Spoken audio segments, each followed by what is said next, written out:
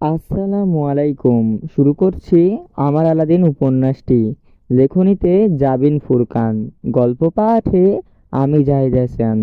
নিয়ে এসেছি নতুন আরও একটি পর্ব, পর্ব সংখ্যা 2। পরপুরুষ তো বেশ, আমিও দেখি কিভাবে তুই একটা বাচ্চা বুকে ঘুরে বেড়াস। তোর জন্য আমার দরজা আজীবনের জন্য বন্ধ। দূর হতে পারিস না আমার চোখের সামনে থেকে, নিজের পেটের বিয়াদব ফসল সমেত। See if I care. অরণ্যের নিজের কথা রেখেছে। সত্যি সে আর কোনোদিন কেয়ার করেনি।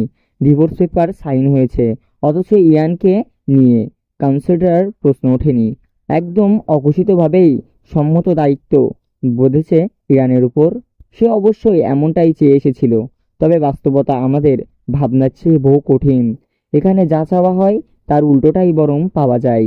ইয়ানকে নিয়ে প্রথম মাসটায় ইয়াম কাটিয়েছে দুর্বিশ্বতভাবে। না নিজের বাপের বাড়িতে জায়গা পেয়েছে, ওই বাড়িটাও এখন তার বাপের বাড়ি নয়, বরং ভাইদের বাড়িতে পরিণত হয়েছে। সেখানে অন্যদের উপর বোঝা হয়ে গেলেই ঠিক তাকে অসম্মান করা হবে। তাছাড়া তার ভাই এখন ডিভোর্সের ঘোর বিরোধী ছিল। সাহায্যর কামনা প্রশ্নই আসে না। নিজের হাতে থাকা যথাসম্ভব কিছু টাকা সম্বল করেই সে ওঠে একটি মেস বাসায়। আমাদের সমাজটাও ভীষণই অদ্ভুত। সিঙ্গেল মাদার হওয়াতেই তাচ্ছিল্য কম সহ্য করতে হয়নি ইরামকে। তবুও তার সবকিছু সয়ে যাবার একমাত্র শক্তি ইজান। নবজাতক নিজের জননীকে সামান্য চাহনিতেই ঘায়েল করার ক্ষমতা রাখে, তেমন সে তাকে পুনরুজ্জীবিত করতেও। ইরাম একটা কাজের সন্ধান শুরু করে, মাস্টার কমপ্লিট করা তার। অথচ দেশের কর্মস্থলের অভাব সে টের পেতেই শুরু করেছে হাড়ে হাড়ে। একটা 1 মাসের বাচ্চার বুকে চেপে এই অফিস কেবিনে থেকে সেই অফিসের কেবিন, পিয়নের পিছু পিছু, দালালের পিছু পিছু ছুটে শুধু পায়ের স্যান্ডেলের তলায় ক্ষয় হয়েছে। লাভের লাভটা কিচ্ছু হয়নি। কেউ ইরামের উপর দয়া করেনি, না তার দুধের শিশুটার উপর। একজন উচ্চপদস্থ ব্যাংক কর্মকর্তা অবশ্যই দয়া করেছিল। অ্যাপয়েন্টমেন্ট লেটার কনফার্ম, তার বিনিময়ে সে ইন্টারভিউ অবধি দিতে হবে না। শুধু ইরামকে 1 সপ্তাহের 1 রাত করে তার সঙ্গে হোটেলে যেতে হবে, সঙ্গ দিতে হবে। সেই অ্যাপয়েন্টমেন্ট লেটার ইরাম কুচি কুচি করে ছিঁড়ে নেড়ে এসেছিল লোকটার মুখের ওপর। 3য় মাস গড়াতে অবস্থায় গুরুতর হতে শুরু করলো। অরণ্য হয়তো ব্যাপারটা আন্দাজ করেছিল। ইরামের সংগ্রাম, একলা চলতে চাওয়ার ভয়াল লড়াই অরণ্যের পক্ষ থেকে তার শাস্তিস্বরূপ ছিল। যেই অরণ্য ওর পেটে অপেক্ষায় আছে, কখন ইরাম সম্পূর্ণভাবে ভেঙবে আর তার দুয়ারে গিয়ে দাঁড়াবে। অদম্য ইরাম যায়নি। নিজে না খেয়ে হলেও ইজানের জরুরি জিনিসপত্র কেনার জন্য টাকা রেখে দিয়েছিল। এদিকে দিন দিন ছুটাছুটি এবং অভাবের কারণে শারীরিক দুর্বলতা দেখা যায় তার। ব্রেস্ট ফিডিং করায় সে ইজানের উপর না চাইতেও জননীর ধকল প্রভাব পড়তে শুরু করে। নিজ অবধি ইরাম ঠিক ছিল, কিন্তু ইজানের উপর একটা আঁচ আসা মাত্রই তার সমস্ত ধৈর্য, ইচ্ছা, লড়াইয়ের বাসনা গুড়িয়ে গেল। ইরাম প্রথমবারের মতো নিজের লড়াইয়ে হেরে যায় একদিন। ফার্মেসির সামনে দাঁড়িয়ে ছিল সে, কোলে কথায় ভেতর ছটপট করে কাঁদছিল ইজান। সামনে রাখা ওষুধের দাম 100 টাকা, অথচ ইরামের হাতের মুঠোয় শুধুমাত্রই পুরাতন 20 টাকার নোট। সেদিন মতন অসহায় ব্যর্থ ইরাম নিজেকে আর কখনো মনে করেনি। সে মায়ের নিজের সন্তানের মুখে 1 ফোঁটা ঔষধ অবধি তুলে দেবার ক্ষমতা নেই। সে আবার কেমন মা? বাড়িটি আলিশান নয়, মোটামুটি সামর্থ্যবান এক গৃহস্থালী পরিবেশ। সামনে লোহার গেট, ভেতরে ছোট উঠানের মতো জায়গা, সেখানে বিশাল এক আম গাছ, সিমেন্টের বেড়া দিয়ে বাধাই করা। 2 তলা বাড়ির ছাদটায় সরি বেঁধে বসে আছে একদল কবুতর। তাদের ডাকে মুখরিত স্নিগ্ধ সকাল। গেটের পাশে হালকা রং উঠে যাওয়া দেয়ালের বোর্ডে লেখা মুন্সি বাড়ি। ইরাম যখন ধীর পায়ে বাড়িটির গেটের সামনে এসে দাঁড়ালো, তখন সূর্য মাথার উপর খাড়া কিরণ দিচ্ছিল। এক হাতে ধরা কাগজটা ছেড়ে দিয়ে ইরাম অন্য হাত দিয়ে বুকে আগলে রাখা জখমের ধনকে সযত্নে কাঁথা দিয়ে ঢেকে আর সূর্যের আড়াল করে নিল। মুখের উপর দুহাত মুঠি রেখেই পরম শান্তিতে ঘুমাচ্ছে ইজান। সারা রাত থেকে ছটফট ছটফট করেছিল। ইরাম এক নজর আশেপাশে তাকালো। বহুদিন বাদে সে এক তল্লাটে এসেছে। অতি চেনা জায়গাটাও কেমন অপরিচিত লাগছে। বিয়ের পর একবারের জন্য আর নিজের বাড়িতে ফেরা হয়নি। আম গাছ অনেকগুলো মুকুল ধরে আছে, শীঘ্রই আম ধরবে স্পষ্ট। চোখ ঘুরিয়ে একবার পিছনের দিকে তাকালো ইরাম। দুটো গাড়ি, যাবার মতন প্রস্থান। রাস্তার উপাশে এক দোতলা বাড়ি, ঠিক মুন্সিবাড়ির বিপরীত। উভয়ের মাঝেই অবস্থানের ভেদ স্পষ্ট। রাস্তার ওপাশের গাড়িটা বেশ পরিপাটি, আলিশান, অফিসারদের বাংলো বাড়ির মতন দেখতে। ধবধবে সাদা দেয়াল, উঠানে কৃত্রিম ঝর্ণা এবং একপাশে ফুলের বাগান। ছোট একটা গ্যারেজ, একটা গাড়ি রাখা, মূল ফটকা ও সোনালি রঙের ধাতুকে দরা। সূর্যের আলো প্রতিফলন হতেই চিকচিক করছে। মার্বেল পাথরের দেওয়া খচিত গোটা গোটা অক্ষর, ডক্টর সামিয়া মুন্সি, AKM আহমদ উদ্দিন মুন্সিবাড়ি। এবং ওই বাড়িটার মাঝে অভিজাত্যের বিভেদ পরিষ্কার। ওটা ইরামের খালার বাড়ি, যে বাড়িতে বহু বছর যাবৎ তার পা রাখা হয়নি। মাথা ঘুরিয়ে নিজেকে শক্ত করে ইরাম এক হাত লাগেজে টেনে মুন্সিবাড়ির ভেতরে ঢুকে পড়ল। বাড়ির দরজাটা চাপিয়ে রাখা, আশেপাশে কাউকে দেখা যাচ্ছে না। তাই ইরাম নিঃসন্দেহে সিঁড়ি বেয়ে উঠে এসে ভেতরে ঢুকলো। বসার ঘরটা আগের মতোই আছে, বিশেষ পরিবর্তন হয়নি। তবে ফার্নিচার এবং শোপিসগুলো নতুন তো এসেছে। ইরাম থাকতে ব্যবহার করা পুরাতন সামগ্রী সরিয়ে ফেলা হয়েছে, তাতে সন্দেহ নেই। নতুন চিকচিক কাপড়ে মোজা সোফায় গদিতে বসে আছে একটা বছর চারেকের বাচ্চা ছেলে। তার যমজ ভাই খালি গায়ে, শুধু হাফ প্যান্ট পরে বাড়িময় দৌড়াদৌড়ি বেড়াচ্ছে। পিছু পিছু যাচ্ছে ঢোলা টি শার্ট পরা, ট্রাউজার পরনে এক রমণী, হাতে ভাতের থালা। ছেলেদের খাতে ছোটখাটো এক যুদ্ধে লিপ্ত হয়ে গেছে। ইরাম একটা প্রশ্বাস টানলো, তারপর নরম গলায় বলে ডাকলো, আসসালামু আলাইকুম মিথিলা, কেমন আছো? তার কণ্ঠ শুনতেই মিথিলা নামক রমণী থমকে গেল, বিস্ময়ের দিকে তাকালো। ক্ষণেকের জন্য ইরাম ওর চোখ জোড়ায় ভীষণ অসন্তোষ দেখল, যা পর মুহূর্তেই উঠে গেল শীতল আবিস্যপেই। ওয়ালাইকুম আসসালাম আপু, হট আর সারপ্রাইজ, আসুন বসুন। রোহান সরো, তোমার পুপিকে বসতে দাও। সোফায় থাকা ছোট্ট ছেলেটা তাৎক্ষণিক লাফিয়ে নেমে পড়ল। ইরাম মুচকে এসে রোহানের মাথায় হাত বুলিয়ে দিয়ে সোফায় বসলো, লাগেজটা একপাশে রাখলো। সরাসরি না তাকিয়েও খেয়াল করলো মিথিলা বাঁকা দৃষ্টিতে লাগেজটাকে দেখলো। ছেলেদের খাবানো আপাতত বিরতি দিয়ে মিথিলা রান্নাঘরের ভেতর ঢুকে গেল। 2 মিনিটের মাথায় ফিরে এলো এক গ্লাস শরবত এবং বিস্কুটের পিরিচ নিয়ে। ইরাম তখন ইজানকে সাবধানে সোফার একপাশে শুয়ে টিস্যু দিয়ে নিজের মুখখানা মুছে নিচ্ছিল। সুতির শাড়ি পরলেও গরমে খানিকটা ঘেমে গিয়েছে। থ্যাঙ্কস মিথিলা, বলে সে শরবতটা তুলে নিল। মিথিলা অন্য পাশের সোফায় বসে নিজের দামি স্যামসাং ব্র্যান্ডের ফোন তুলে কিছু করতে করতে জানালো, রাহাত তো অফিসে আর ইহান কলেজে, ক্লাস টেস্ট আছে বলল। আচ্ছা সমস্যা নেই, আসুক ওরা ওদের সময় মতো।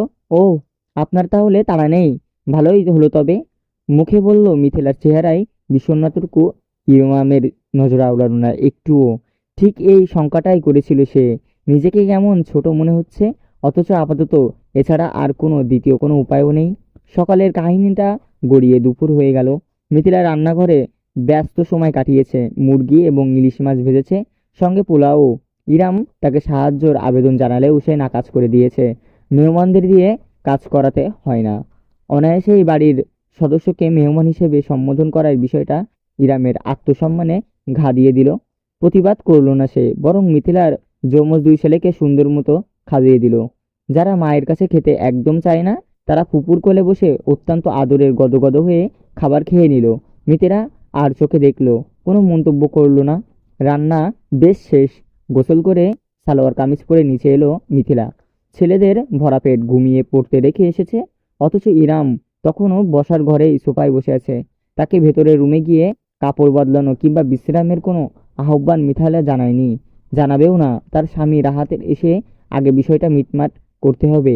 কেন এসেছে এই ডিভোর্সি মেয়েটা? মিথিলা কি বোঝালো জানি না। স্বামীর ভাত কপাল থেকে উঠে গিয়েছে, এখন ভাইয়ের অন্ন ধ্বংস করতে ধান্দা, উপরন্তু একটা বাচ্চা ফিরি। এত কিছু ভাবনার চিন্তা মিথিলার মাঝেও চললেও সে ভদ্র গলায় ডাকলো, আপু, কতক্ষণ ধরে বসে আছেন? আসুন টেবিলে, আমি খাবার দিচ্ছি। হ্যাঁ, ক্ষুধা তো একটু লেগেছে। ইজান এখনো ঘুম থেকে উঠেনি, তাই বেশ দেরি করল না ইরাম। ছেলে ঘুমে থাকাতেই কাজ সেরে ফেললো তাড়াতাড়ি। টেবিলে গিয়ে বসলো সে। মিথিলা বেশ ভালোভাবেই তার খাবার বেড়ে দিল প্লেটে। ইরাম হাত ধুয়ে ভাত মাখাতে মাখাতেই বলল, বাবুরা ঘুমাচ্ছে? হ্যাঁ, আপনি খান, আর একটু ঝোল দেই আপনাকে? আরে না না, যথেষ্ট। তুমি দারুণ রান্না করতে পারো মিথিলা আপু, the hell you are doing in my house. Iram সবেমাত্র ভাতের প্রথম লোকমাটা মুখে দিতে যাচ্ছিল, তখনই পুরুষালী তেজি কণ্ঠ ভেসে এলো। পিছনে ফিরে তাকালো সে। সদর দরজায় ঢুকছে গোটা গোটা এক পুরুষ, একদম যুবক শ্রেণীর মাঝে পড়ে বয়স এবং চেহারাটা। ইরামের মতন নাকটা খাড়া, চিবুকের নিচে ছোট একটা অচিল নেভি ব্লু শর্ট পরনে, হাতে ব্রিটকেস, বুড়ো কুচকে তীক্ষ্ণ দৃষ্টিতে চেয়ে আছে। ইরাম ভাত রেখেই চেয়ার ছেড়ে উঠে পড়ল। রাহাত ভাই, প্লিজ আমাকে ভাই বলে ডাকবেন না আপু। ইরাম জমে গেল নিজের জায়গায়, প্রসারিত নয়নে তাকিয়ে রইল নিজের ভাইয়ের দিকে। রাহাতে গিয়ে সে ঠাস করে ব্রেডক্রাস্টটা ফুলের ওপর রেখে দিল। অতঃপর নিজের গলায় বাঁধা টাইটা ঢিলে করতে করতে অসন্তুষ্ট চোখেই সোফায় ঘুমিয়ে থাকা ইজানকে দেখল। বলল, সাবধান করেছিলাম আমি তোমাকে, একটুখানি মানিয়ে নিয়ে চলো। তুমি আমার কথা শোনোনি আপু, তুমি চলেছো তোমার মর্জি মতো। বারবার বলছি আমি, একলা একটা মেয়ে মানুষ সমাজে চলতে পারবা না। মহিলা মাত্রই পুরুষ দরকার, কিন্তু তুমি মহিয়সী নারী, কি না? এখন কেন এসেছো আমার কাছে? কি চাই তোমার আমার বাড়িতে? তোর বাড়ি? ভাই, এটা কি আমার বাড়ি নয়? আমার মায়ের বাড়িতে আমি আসতে পারি না? রাহাতের ভুরুজোগর কুঞ্চালো বাড়ল, কোমরের দুহাত রেখেই দাঁড়ালো শক্ত ভঙ্গিতেই। আপু, আমার ওসব আগের চর্চার সময় নেই। তুমি সেই সকালে এসেছো, লাগেজ দেখতে পাচ্ছি, এর অর্থ তোমার যাবার কোনো প্ল্যান নেই। সোজাসাপটা আমাকে বলে দাও, কি চাও তুমি? ইরাম একটু শক্ত ঢোক গিলল। আজও তার মনে পড়ল সামনে দাঁড়ানোর একটা পুরুষালী চুল আঁচড়ে দিতে সে মায়ের মতন মুখ তুলে ভাত খাইয়ে দিত কলেজে পাঠানোর আগে। আজ সেই ছেলেটা তার সামনে দাঁড়িয়ে আছে পুলিশের দারোগার মতন। যে ইরাম অপরাধী, মাথা ঝাঁকালো সে। জগতে আপন বলে কিছু হয় না, সেটা তার চাইতেই ভালো কেউ আর বোঝে না। চোখে পানি চলে আসতে চাইল তার, রুখে খানিকটা হিমশীতল দৃষ্টিতে সামনে তাকালো ইরাম। দৃঢ় গলায় বলল, আমি এখানে থাকতে এসেছি, বেশ কিছুদিন থাকবো ইজানকে নিয়ে। কতদিন বলতে পারছি না, যতদিন না একটা কাজ পাই আর ভালোভাবে কোথাও সেটেলও হতে পারি ততদিন। আর ইজানকে একটু ডাক্তার দেখাতে হবে, বেশ কিছু টাকার দরকার আমার। তুই আমাকে ধার দে, আমি ধীরে ধীরে শোধ করে দেব। এক্সকিউজ মি, সরি আপু, বাট আপনার কি মনে হয় টাকা গাছে ধরে? এতক্ষণ ধরে নীরব থাকা মিথিলা অবশেষে নিজের আসল রূপ নিয়ে সামনে আসলো। ঠিক নিজের স্বামীর পাশে দাঁড়িয়ে ইরামের মুখোমুখি হলো। আপু, আপনাকে এখনো আপু ডেকে সম্মান দিয়ে কথা বলছি আমি, কিন্তু আপনার মনে হয় না আপনি আমাদের দোয়া ও সম্মানটুকু টেকেন ফর গ্রান্টেড ধরে ফেলছেন? আমার আর হাতের পক্ষ থেকে আপনাকে বারবার বলা হয়েছে, অনুরোধ করা হয়েছে নিজের বৈবাহিক সম্পর্কটা না ভাঙতে। আপনার একটু ছোট্ট দুধের শিশু আছে, সে চিন্তাটাও আপনি করলেন না, নিজের ইচ্ছামতো যা তাই করেছেন। এখন যখন ঠাকায় পড়েছেন তখন আপনি এসে হাজির হয়েছেন। ইরামের দিকে এক পা এগোলো মিথিলা, বলতে লাগলো, আমার কথা শুনতে হয়তো আপনার খারাপ লাগবে, কিছু করার নেই, এটাই সত্য। আপনার বোঝা উচিত ছিল একজন ডিভোর্সি হবার মানে কি। আপনি বাচ্চা না, ভালোই বোঝেন। এখন এই বাড়িতে আস্তানা গাড়তে চাইছেন, বুঝি না মনে হয় আমরা? আজ বলেছি কিছুদিন, আগামীকাল বলবেন আরও কিছুদিন, এরপর সেই কিছুদিন আর কোনোদিন শেষ হবে না। আপনার জন্য এই পরিবারের বদনাম হবে। আমার নিজের ছোট ছোট বাচ্চা আছে, ওদের আমি এই আপনার জন্য কোনো আঁচাষ্টে দিতে পারি না, তাই না? সমাজে আমার একটা নাম ইজ্জত আছে, সেটা আপনার জন্য ধূলিসাৎ হতে পারে না। নিজের স্ত্রীর কথাই সায় জানালো রাহাত। মিথিলা ঠিক বলেছে আপু, তোমার আমার দিকটা ভাবা উচিত। এতটা বড় সংসার এখন আমি একাই চালাচ্ছি। নিজের ছোট ছোট ছেলে, ইহানের পড়াশোনা, সংসারিক খরচ তোমার থেকে ভালো কেউ বোঝে না। আমার 70,000 টাকা বেতনের চাকরি, হিমশিম খেতে হয়, তখন মিথিলা হেল্প করে। আমি চাই না আমার স্ত্রীকে আমার জন্য কোনো কষ্ট সহ্য করতে হোক। তোমার বুঝতে হবে আমার জীবনটাও সহজ নয়। তুমি একা হলে তাও একটা কথা ছিল, আমি দরকার হলে অন্য জায়গায় তোমার একটা রুম নিয়ে দিতাম, কিন্তু তোমার বাচ্চাটাকে টানার ক্ষমতাটুকু আমার নেই। স্তব্ধ হয়ে গেল ইরাম, মুখের কথা তার মুখেই রয়ে গেল। হাতে ঝোল শুকিয়ে গিয়েছে, অথচ ভাতটুকু আর মুখে তোলা হইল না তার। খানিকটা উত্তেজিত শব্দেই এর মাধ্যমে ইজান নড়ে চড়ে উঠেছে, উল্টো ঘুরে, তাই তাড়াতাড়ি করে বাটিটা হাত ধুয়ে নিল ইরাম। শাড়ির আঁচলে হাত মুছে দ্রুত এগিয়ে গিয়ে সোফা থেকে ছেলেকে কোলে তুলে তার বুকে মুখ গুজে কুই কুই শব্দ করে থাকলো ইজান। ছোট অংশটাকে দোলাতেই দোলাতেই ইরাম বলল, তুই ঠিক বলেছিস ভাই। দামি ব্র্যান্ডের ফোন আর ব্র্যান্ডের ফার্নিচার কেনার পর আসলে এই বোনকে দেবার মতো টাকা বাঁচে না। হাতের মুঠো শক্ত হয়ে গেল রাহাতের। প্রথমবারের মতন তার শক্ত চেহারায় বিষাদের ছায়া পড়ল। ছেলেকে নাড়াতে নাড়াতে ইরাম সূক্ষ্ম এসে জানালো, ভেবেছিলাম আজকের রাতটা অন্তত নিজের মায়ের বাড়িতে জায়গা হবে। জন্ম থেকে এখানে বড় হয়েছে কিনা এতটুকু অধিকার তো আছে বল। কিন্তু যেখানে আমার হাতের ভাত হাতেই শুকিয়ে যায়, সেখানে অধিকারের বায়না বিলাসিতা। আপু রাহাতের দিকে এগিয়ে আসতে চাইলো এক পা, অথচ পাশ থেকেই মিথিলা তার বাহু চেপে ধরলো। ওখানে জমে গেল সে, শুধু তাকিয়ে রইল নিষ্পলক দৃষ্টিটা। পরিহাসের হাসিতেই ছেয়ে ফেললো ইরামের ঠোঁট। আর দাঁড়ালো না সে। এই বাড়ির বাতাসের দম বন্ধ হয়ে আসছে তার। এক হাতে ইজানকে বুকে চেপে ধরে অন্য হাতে লাগেজ টেনে দরজার দিকে এগোলো ইজান। মাঝপথে থামলো, ঘুরে একবার পিছনে তাকালো নিজের ভাইদের দিকে। মহান আল্লাহ যদি তোকে কোনোদিন মেয়ে সন্তান দেয়, তবে জেনে রাখিস ভাই আমার। এতটুকু বলেই সে যুক্ত করলো, মেয়েদের একটাই ঘর, কবর। রাত প্রায় 2টা বেজে এসেছে, অথচ এই স্থানের উত্তেজনা বেশ দুঃখর। তীব্র মিউজিক আর বিরেট তালে তালে দুলছে যেন গোটা পৃথিবী। তরুণ তরুণীদের উন্মুক্ত হুঙ্কার, বাদনহারা নাচ ও দক্ষবাকে বিট নিয়ন্ত্রণ করায় বাজানো মিউজিক কেঁপে কেঁপে উঠছে চারপাশ। নীলবাতি লালবাতির ঝলঝলে চোখ ধাঁধিয়ে যায়। অ্যালকোহলের কড়া ঘ্রাণ ভেসে বেড়াচ্ছে বাতাসে। অনেকের হাতে মোবাইল ফোন পার্টির দৃশ্য ধারণ করে চলেছে। সকলের মনোযোগ আবদ্ধ সামনের ডায়াসের উপর কন্ট্রোল করার পাশে দাঁড়ানো ছেলেটার দিকে।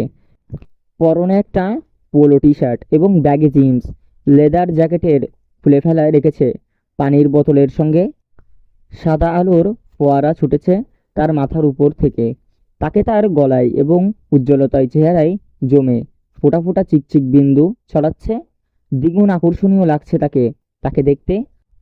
হাফ হাতা পোলো টি শার্ট কারণে যখনই কন্ট্রোল প্যানেলের বাটনগুলো নিয়ন্ত্রণ করছে, ইকুইলাইজার কমাচ্ছে বাড়াচ্ছে, তখনই তার শক্তিশালী বাইসেপ চোখে পড়ছে। অন্য হাতে কানে ধরে রেখেছে হেডফোন। মিউজিকের তালে তালে শরীর দুলাচ্ছে তার। তরুণীদের ভিড় ঠিক ডায়াসের আশেপাশে, সকলে ব্যস্ত, মুহূর্ত ক্যামেরাবন্দি করছে। বোতাম নামিয়ে হঠাৎ করেই মাঝপথে মিউজিকের গতি কমিয়ে দিল সে। নীরব উত্তেজনায় ভর করলো গোটা জায়গায়। প্রত্যেকটি চোখ আবদ্ধ তার পানে। ছেলেটি এক হাত তুলে নেড়ে মাউথ স্পিক অন করে চিৎকার করে বলল, come on everybody, let's start dance the night off with DJ Aladdin. সম্মস্বরে গর্জে উঠল জনসমুদ্র।